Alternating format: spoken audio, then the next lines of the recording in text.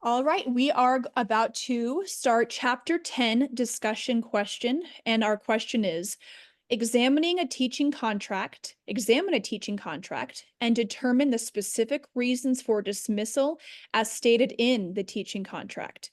Discuss each cause for dismissal and give an example of each. Also, contrast and compare terminating a teacher based upon using a district's reduction in force or RIF policy and one of the reasons for dismissal as stated in the teaching contract. So, as we know, just background knowledge, a teaching contract is a written document that provides insight concerning a teacher's rights, duties, and terms of employment.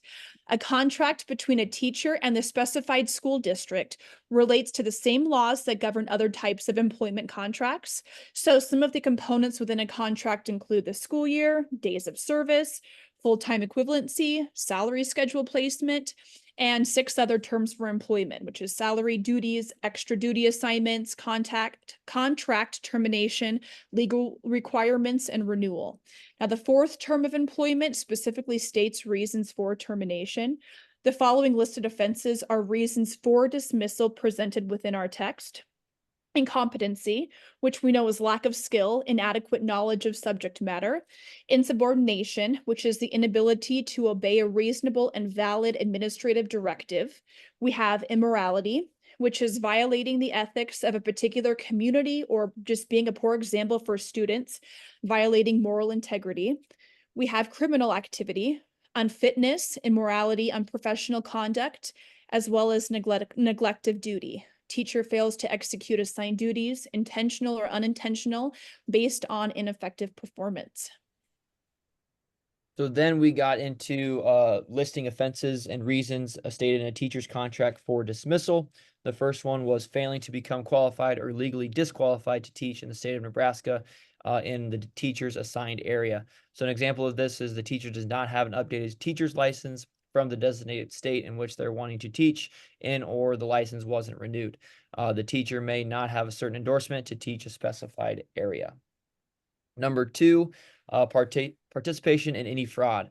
So an example of this would be embezzlement within the school concerning school finances or from a fundraiser or any extracurricular organization. Number three, intentional damage to property. An example of this would be reckless driving and wrecking a district vehicle, lack of concern for equipment loaned to the educator, continuous damage to computer or other pieces of technology. And then number four would be engaging in unlawful acts. And examples would be sexual, abusive, or neglectful abuse from a teacher toward a student, misuse or mismanagement of test or test materials, inappropriate language on school grounds, and then negligence, which is failure to provide supervision of students, would be an example of negligence. Also, there's incompetency, which are deficiencies in knowledge of subject matter teaching skills. Examples of this are inadequate knowledge on a subject matter, inability to teach curricula, failure to work effectively with colleagues and parents, failure to maintain discipline and or mismanagement of the classroom, neglect of duty. Examples of neglect of duty would be, well, it's similar to incompetency. An employee continually refuses to fulfill assigned duties despite repeated directives, whether it's due to negligence, lying, or whatever the cause may be. Unprofessional conduct. Examples of unprofessional conduct are breaching the rules or ethical code of a profession, targeted abuse or mistreatment of students. Insubordination, which would be refusal to obey others, refractoriness, disobedience. If a supervisor provides an employee with an improvement plan and they fail to carry out the directives, they actually are being insubordinate. Immorality, which would be immoral conduct, racially discriminatory conduct, aggressive sexual misconduct in the form of assault, or any other form of behavior that sets a poor example for students and violates moral integrity. And finally, physical or mental incapacity, which would be emotional instability, cognitive impairment, inability to perform essential duties, inability to manage a classroom.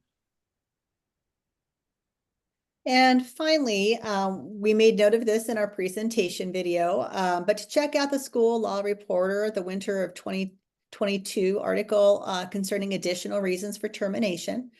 revocation or suspension of an employee's contract, breach of any material provisions of the employee's contract for any of the reasons set forth in the contract, incompetency, neglect of duty, unprofessional conduct, insubordination, immorality, physical or mental incapacity, or reduction in force.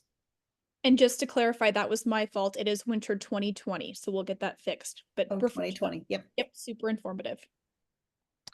And then to compare and contrast RIF versus incompetency is RIF is when a school district releases employees due to budget shortfalls, such as when enrollment changes or state education funding is cut. And so especially for small districts, this is something that they face often every single year as budgetary changes happen.